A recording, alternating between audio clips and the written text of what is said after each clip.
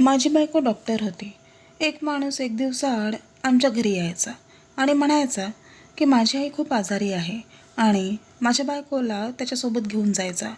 बायको रात्रभर तिथेच राहून दुसऱ्या दिवशी परत यायची. हा दिनक्रम गेल्या काही दिवसांपासून सुरू होता. पहिले तर मी हाच विचार करून दुर्लक्ष करत राहिलो की हे तर बायकोचे कर्तव्य आहे की तिने पेशंटची काळजी घ्यावी आणि त्यांच्याजवळ राहावे. पण आता हे सर्व मला असहन होत होते, कारण मला कुठेतरी चुकीचे वाटत होते की तो माणूस त्याच्या आजारपणामुळे माझ्या बायकोला काही त्रास द्यायला नको. एका दिवशी मी माझ्या बायकोला सांगितले की तू रात्री तिथे थांबत जाऊ नकोस, मला ते अजिबात आवडत नाही. तर ती मला म्हणाली की हे माझे कर्तव्य आहे आणि राहिली त्या माणसाची गोष्ट तर त्याची काळजी करू नका. माझ्या बायकोचा स्वभाव इतका कडक होता की मला इच्छा नसतानाही गप्प बसावे लागले. आज सकाळी ऑफिसला जाण्यासाठी मी घरातून बाहेर पडलो तेव्हा तो माणूस त्याच्या बाईकवरून खाली उतरून आमच्या दाराकडे येत होता. मी त्याला वाटेत थांबवून आधी नमस्कार घेतला. मग त्यानेही नमस्कार केला आणि दरवाजा अर्धा उघडून आत डोकावण्याचा प्रयत्न केला. मी पण मान वळवून दरवाजाकडे बघितले आणि मग पुन्हा त्याच्याकडे बघितले आणि विचारले की आता आईची तब्येत कशी आहे. तर तो म्हणाला, सर म्हणूनच मी आज पुन्हा आलो आहे, आईची तब्येत ठीक नाही. मी खेदाने माझं ओठ गोल केले आणि आवाज काढत बायकोलाही बोलवलं. आतून तिचा आवाज आला की येत आहे. पण तो माणूस हट्ट करू लागला की मी स्वतः जाऊन डॉक्टर साहेबांना बोलवतो. त्या माणसाचे बोलणे ऐकून मला खूप राग आला. मी पण स्वतःवर ताबा ठेवत म्हणालो की नाही, त्याची गरज नाही, ती स्वतः येत आहे. माझ्या बोलण्यातील ताकद लक्षात आल्यावर तो शांत झाला आणि जाऊन आपल्या बाईकजवळ उभा राहिला. साधारण 5 मिनिटांनी बायको हातात बॅग घेऊन बाहेर आली आणि मला बाय करत त्या माणसासोबत निघून गेली. माझी नजर त्याच्या बाईकचा पाठलाग करत होती. अचानक माझ्या मनात संशय निर्माण होऊ लागला. पण मला माहिती होतं की माझ्या बायकोच्या आयुष्यात जे स्थान माझे आहे ते कोणाचेच नाही. पण तरीही मला जळण का होत होती माहिती नाही. बाईक माझ्या नजरेतून दिसण्याशी झाल्यावर मी माझ्या बाईकचा वेग वाढवला आणि ऑफिसला जायला निघालो. पण बाईक चालवतानाही माझे सगळे विचार त्या माणसावर अडकले होते, जो आमच्या आयुष्यात अचानक न बोलवता आला होता. ऑफिसला पोहोचल्यावर सगळ्यात आधी मी माझ्या बायकोला फोन करून घरी पोहोचायला सांगितले. तिने सांगितले की मी त्याच महिलेच्या घरी आहे, मी तुमच्यासोबत आता संध्याकाळी बोलेल. कॉल संपवून मी फोन टेबलावर ठेवला, डोळे चोळले, एक दीर्घ श्वास घेतला आणि कामावर लक्ष केंद्रित केले, कारण बॉसचं ऑफिस अगदी समोर होतं. मी संध्याकाळपर्यंत ऑफिसमध्ये काम करत बसलो होतो, पण माझ्या मनातून ते विचार काही केल्या जात नव्हते. मी कामातून मोकळा होऊन ऑफिसमधून बाहेर पडल्यावर पुन्हा एकदा विचार केला की असा विचार करू नकोस. माझ्या मनात एक वर्तुळ तयार झाले होते. मी बाईक चालू केली, वेग वाढवला, माझे डोळे जळत होते. भरधाव वेगाने बाईक चालवत घरी पोहोचलो आणि बेलवर हात ठेवला, पण कोणीही दरवाजा उघडला नाही, म्हणजे ती अजून घरी आली नव्हती. रागाच्या भरात मी दुसरी चावी काढून कुलूप उघडले आणि घरात जाऊन टेबलावर बसलो आणि किचनमध्ये जाऊन फ्रीजमधून पाण्याची बाटली काढून तोंडाला लावली आणि पूर्ण बाटली संपवली. पाणी पिऊन माझा राग थोडा कमी झाला. तेव्हा मी पुन्हा एकदा माझ्या पत्नीला फोन केला आणि तिने पहिल्याच बेलवर फोन उचलला. तोच प्रश्न विचारला की घरी कधी येणार. ती म्हणाली की मी सकाळी येणार, अवस्था अतिशय वाईट आहे. मी तिला काही सांगायच्या आत्ताच तिने फोन ठेवला होता. मी फोन तिथेच टेबलावर ठेवला आणि स्वतःजवळ पडलेल्या खुर्चीवर बसलो. जर मला त्या माणसाचे घर माहिती असते तर मी तिला तेथून आतापर्यंत घेऊन आलो असतो, पण असे करणे मला योग्य वाटले नाही, कारण माझी पत्नी डॉक्टर होती. पेशंटच्या घरून तिला कोणी असं आणलं असतं तर तिला नक्कीच खूप वाईट वाटलं असतं. अशीही ती इतर मुलींसारखी नव्हतीच.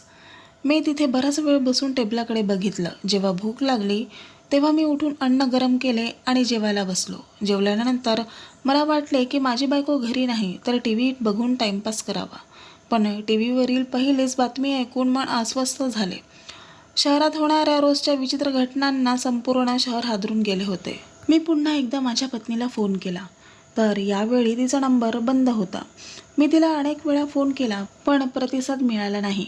मी फोन टेबलावर ठेवला आणि टेक लावून खुर्चीवर बसलो.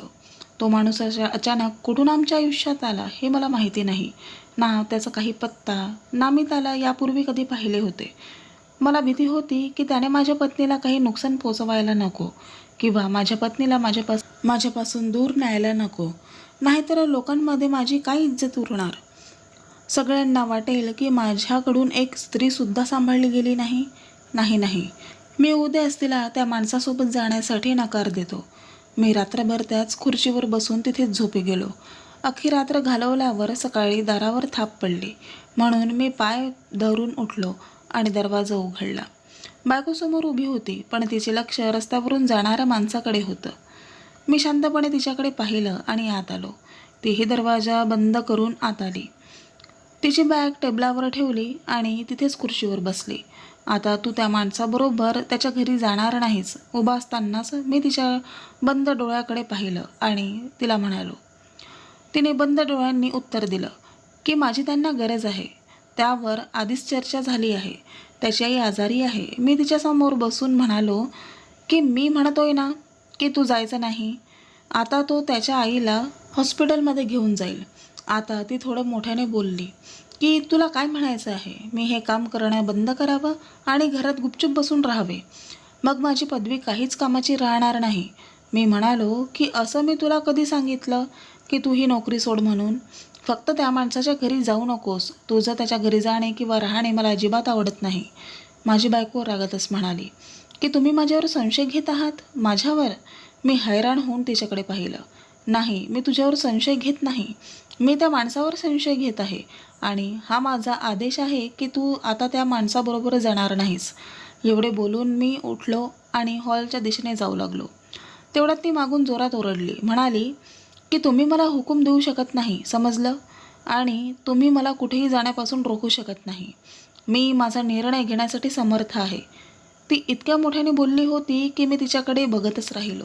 मी काहीच न बोलता सरळ माझ्या खोलीत आलो आणि ऑफिसला जाण्याची तयारी करू लागलो. तयार झाल्यावर नाश्ता न करताच घराबाहेर पडलो. मला वाटले की ती मला थांबवेल आणि नाश्त्यासाठी विचारेल, पण तसं झालं नाही. आता ती पूर्णपणे बदलली होती. काही आठवड्यांतच आमच्यात वेगळे नाते निर्माण झाले होते. मी रागाने बाईक स्टार्ट केली आणि ऑफिसमध्ये आलो. पण राग आणि भूक यामुळे आता कामात लक्ष लागत नव्हते. ऑफिसमधून सुट्टी घेऊन मी बाहेर पडलो आणि ऑफिसपासून दूर असलेल्या एका ढाब्यावर नाश्ता करायला आलो. नाश्ता करून तिथे बसलो आणि सकाळी झालेल्या भांडणाचा विचार करू लागलो. बायकोचं त्या माणसाला वळून पाहणे, त्या माणसाच्या घरी जाण्यासाठी माझ्याशी भांडणे, या सगळ्या गोष्टींचा मी विचार करत होतो. हे सर्व काही एका दिवसात घडले नाही. मग हेही होऊ शकते की ती लग्नाआधीही त्या माणसाला भेटली असावी, म्हणून तर ती माझ्यासोबत असं बोलत होती. नक्कीच ते दोघे मिळून माझी फसवणूक करत आहेत. तो माणूस आईच्या आजारपणाचा फायदा घेऊन तिला सोबत घेऊन जायचा. देव जाणे दोघांमध्ये काय कनेक्शन आहे की ती त्याच्या घरी जाण्यासाठी इतकी उड्या मारत होती. विचार करून माझ्या तळपायाची आग मस्तकात जात होती. माझ्या मनात इतका तिरस्कार निर्माण झाला होता की जेव्हा जेव्हा माझ्या पत्नीबद्दल माझ्या मनात विचार येत असे तेव्हा माझ्या तोंडून विचित्र शब्द निघायचे. संध्याकाळी घरी आल्यावर मी चावीने दरवाजा उघडून आत गेलो. आतल्या खोलीत कोणाचा तरी रडण्याचा आवाज आला. मी आवाज न करता रूमबाहेर उभा राहिलो आणि बायकोकडे पाहिलं. ती एकटी होती आणि फोनवर कोणाशी तरी बोलत होती. एक औषध वेळेवर देत राहा. मला असं वाटत आहे की आता मला घर सोडून तुला भेटणं अवघड जाईल, कारण माझ्या नवऱ्याला मी तुझ्या घरी यावं वाटत नाही. पण तू काळजी घे.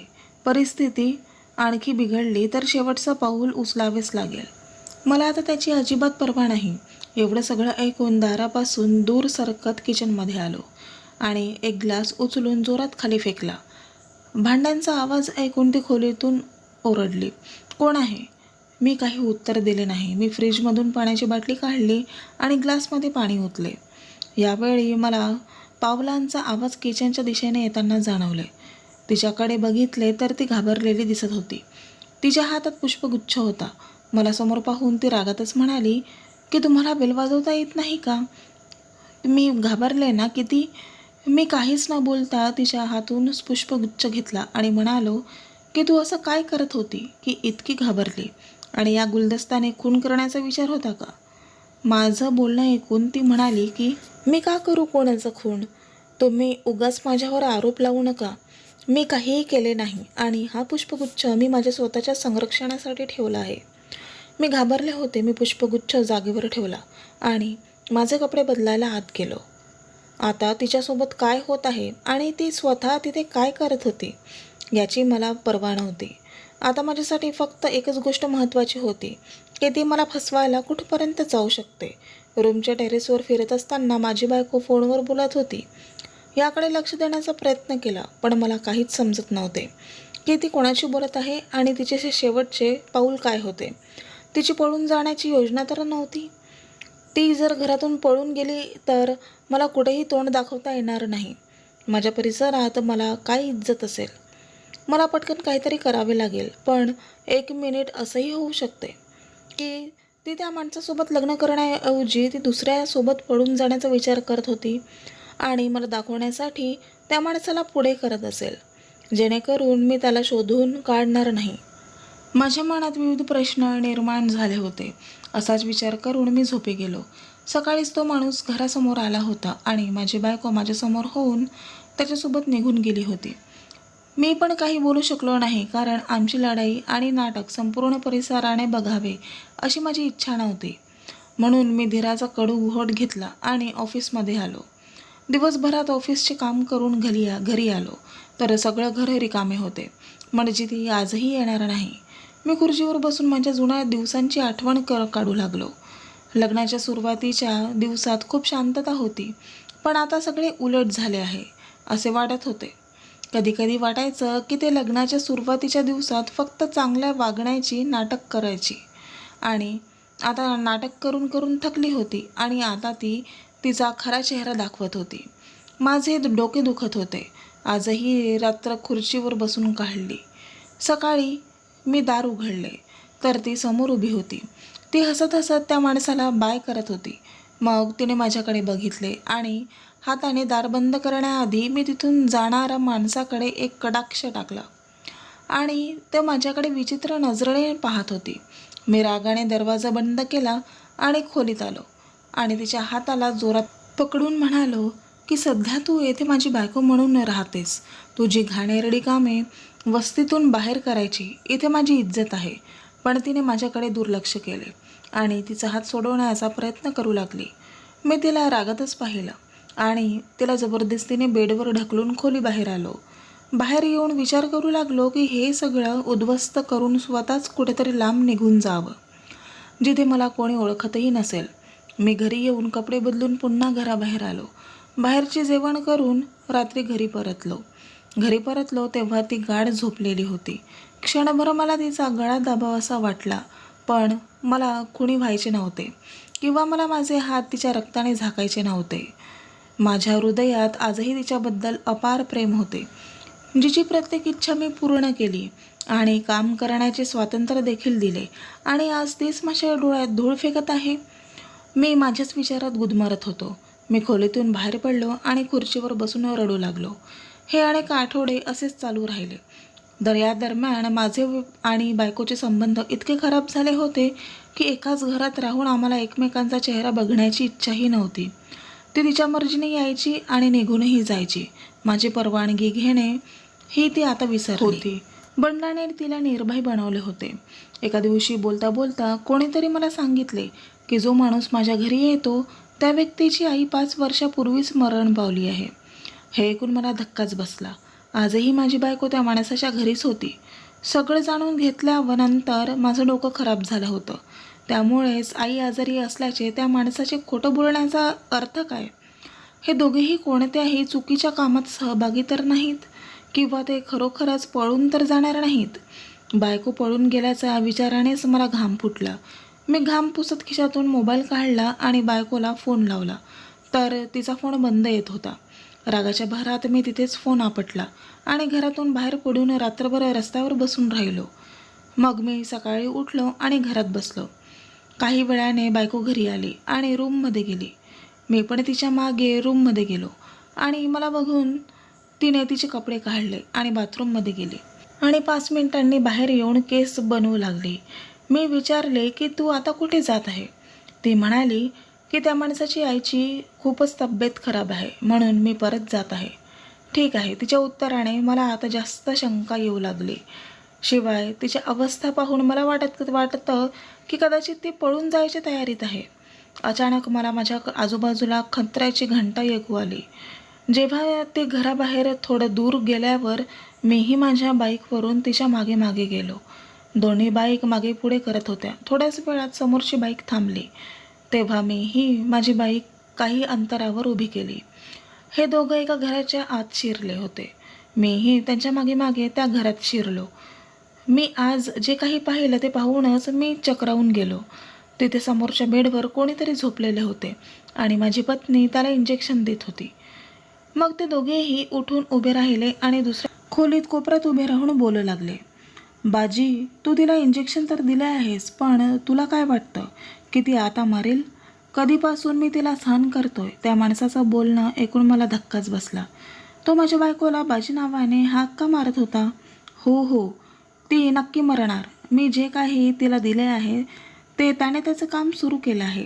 आता ती 3 दिवसात मरेल आणि मग तिची सर्व मालमत्ता तुझ्या आणि माझ्याकडे येईल. बाजी, तू अजिबात काळजी करू नकोस. मी तुला समान वाटा देईल. ही गोष्ट माझ्या हाताबाहेर जाणार नाही. मी ताबडतोब पोलिसांना फोन केला आणि काही वेळाने पोलीसही आले. पोलीस खोलीत शिरले होते. पोलिसांना पाहून माझ्या बायकोचा आणि त्या माणसाचा रंग उडाला होता. मी पुढे सरकलो आणि त्या माणसाला जोरात थापड मारली आणि त्याची कॉलर पकडली आणि विचारले की मला पटकन सांगा, तुम्ही दोघे इथे काय करत आहात?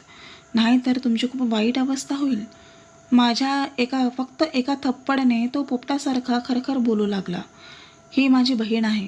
मला काही वर्षांपूर्वी माझ्या घरच्यांनी माझ्या लालची स्वभावामुळे घरातून हाकलून दिले होते आणि तुमच्या लग्नातही कोणी माझा उल्लेख देखील केला नव्हता, कारण मी त्यांच्यासाठी इतका महत्त्वाचा कधीच नव्हतो. घरातून बाहेर पडल्यानंतर मी त्या मुलीला माझ्याकडून माझ्या जाळ्यात अडकवले, कारण मी नोकरी करत नव्हतो. त्यामुळे माझ्या खाण्यापिण्याचेही प्रॉब्लेम झाले होते. मी त्या मुलीशी लग्न केले. एक दिवस मी बाजीला आणि तुम्हाला बाजारात पाहिले.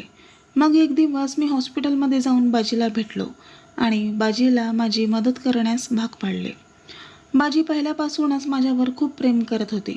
त्यामुळे तिने लगेच होकार दिला आणि मदत करायला सुरुवात केली. म्हणूनच मी रोज बाजीकडे जायचं.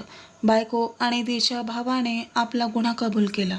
त्यामुळे पोलिसांनी त्यांना अटक करून न्यायालयात हजर केले. त्यांना जन्मठेपेची शिक्षा झाली. माझ्या पत्नीने ज्या मुलीला विषप्राशन केले होते त्या मुलीला वाचविण्यात आम्ही यशस्वी ठरलो. पण विषमुळे त्या मुलीच्या किडनीवर परिणाम झाल्याने तिला अनेकदा श्वास घेण्यात त्रास होत होता.